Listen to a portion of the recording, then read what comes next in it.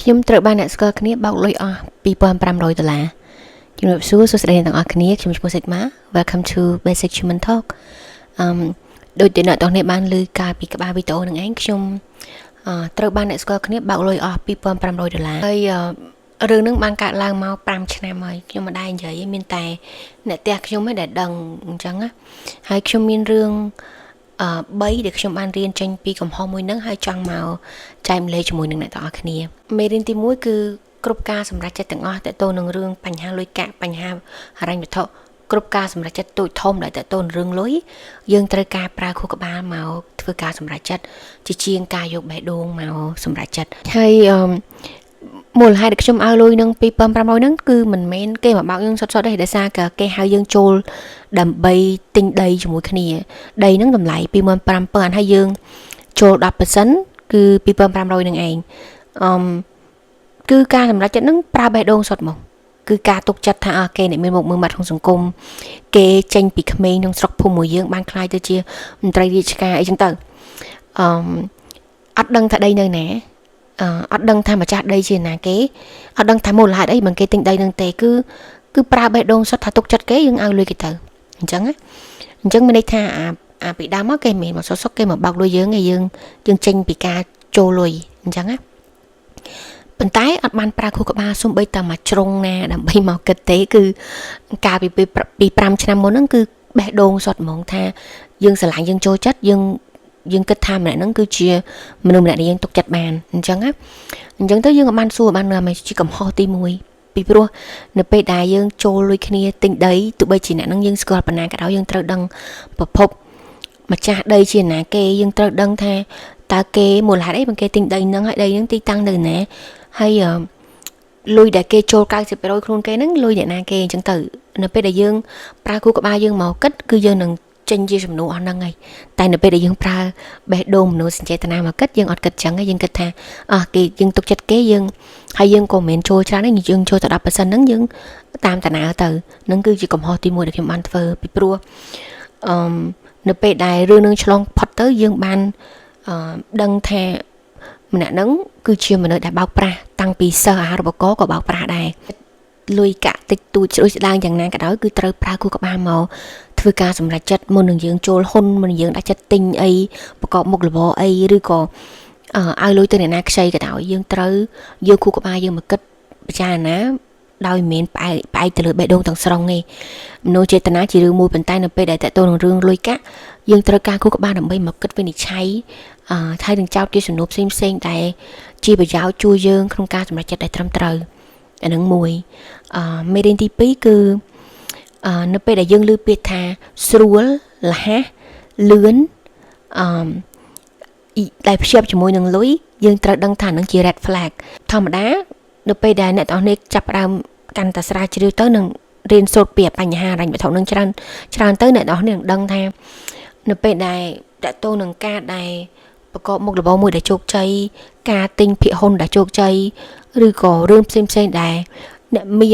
គេមានលុយរាប់ម៉ឺនដុល្លារហ្នឹងពាក្យស្រួលពាក្យលះពាក្យលឿនហ្នឹងអត់ភ្ជាប់ជាមួយគ្នាទេនៅពេលដែលយើងឮពាក្យហ្នឹងយើងត្រូវដឹងថានឹងគឺជារឿងដែលអត់ស្រួលហើយគឺអ្នកដែលមានលុយកាក់ច្រើនប្រកបមុខរបរជោគជ័យទិញពាក្យហ៊ុនបានត្រូវគឺមានពាក្យថាអត់ធ្មត់ព្យាយាមហើយនឹងរយៈពេលយូរនៅពេលដែលយើងឮគេថាចូលលុយគ្នាទៅអាហ្នឹងលុយស្រួលលុយលឿនណាដាក់ត100ចំណេញបាន90អីចឹងទៅអាហ្នឹងយើងត្រូវដឹងថាអាហ្នឹងជាការបោកប្រាស់ជាផ្លែទី1ប្រាប់យើងថាគឺជាម្នាក់ហ្នឹងបោកយើងហើយដោយរឿងខ្ញុំអញ្ចឹងយើងអត់សួរច្រើនដោយសារយើងកាលពី5ឆ្នាំមុនហ្នឹងខ្ញុំ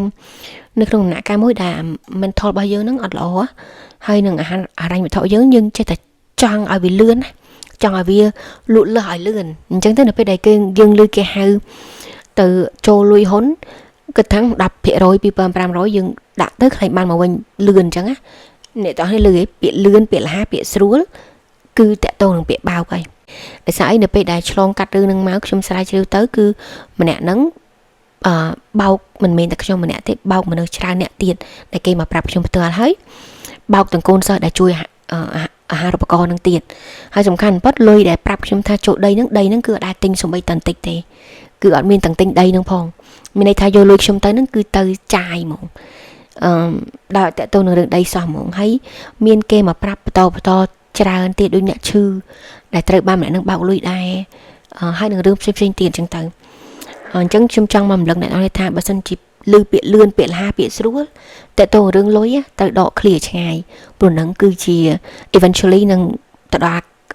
ការបោកប្រាស់ហ្នឹងហើយយូរហើយឆាប់ប៉ុណ្្នឹងឯងមេរៀនទី3គឺជារឿងដែលខ្ញុំគិតថាសំខាន់មែនទែនហ្មងគឺអភ័យទោសឲ្យខ្លួនឯងព្រោះនៅពេលដែលយើង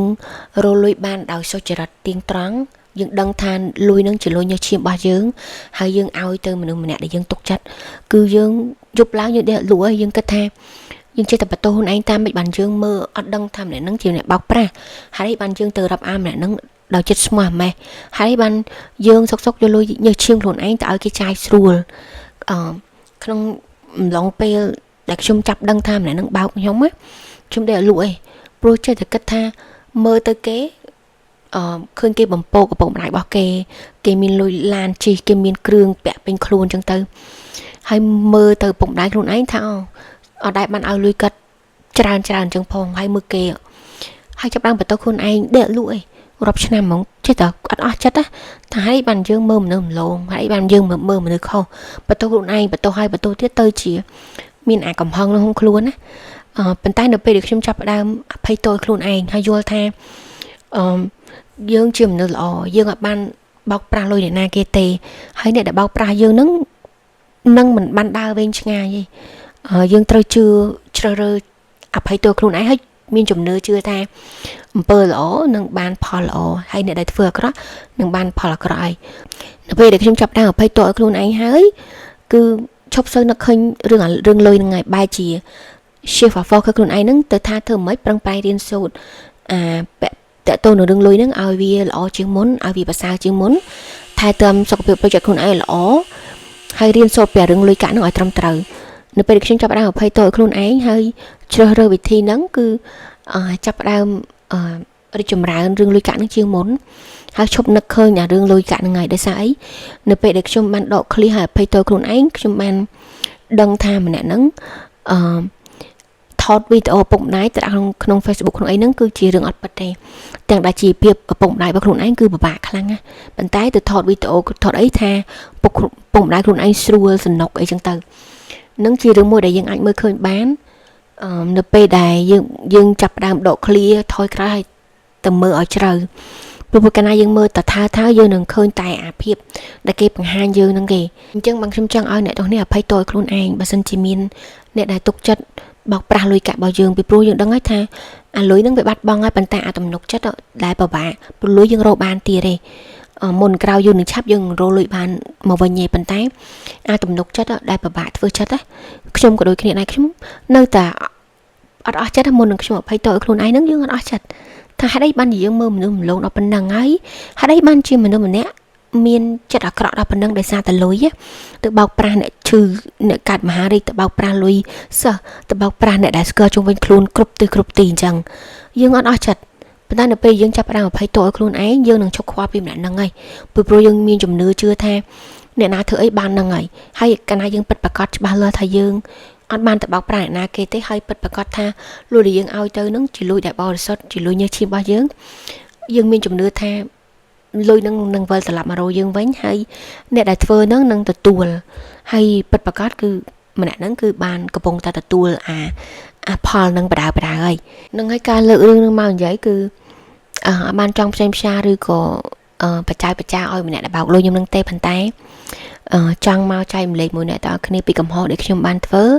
មេរៀនដែលខ្ញុំបានរៀនហើយរំលឹកអ្នកទាំងអស់គ្នាថាភ័យទោសឲ្យខ្លួនឯងហើយមានជំនឿជឿថាលុយដែលយើងបាត់បង់ទៅលុយដែលបរិសុទ្ធស្មោះត្រង់សុចរិតដែលយើងបាត់បង់ទៅហ្នឹងវានឹងវិលត្រឡប់មករកយើងវិញ one way or the other អញ្ចឹងណាហើយប្រឹងប្រែងយកអាការឈឺចាប់ហ្នឹងទៅជាការរៀនសូត្រពីរឿងលុយកាក់ឲ្យបានត្រឹមត្រូវtake class ហើយចាប់ផ្ដើមរៀនសូត្រពីបញ្ហាហិរញ្ញវត្ថុហ្នឹងឲ្យបានច្បាស់លាស់ជ្រាលជ្រៅវានឹងធ្វើឲ្យការសម្រេចចិត្តរបស់យើងនៅថ្ងៃមុខហ្នឹងវាល្អប្រសើរច្បាស់លាស់ហើយយើងនឹងរីកចម្រើនតទៅមុខទៀត នឹងហើយខ្ញុំមានតែប៉ុណ្្នឹងទេសូមឲ្យអ្នកទាំងអស់គ្នាមានសុខភាពល្អហើយនិងសុខសប្បាយទាំងអស់គ្នា Thank you so much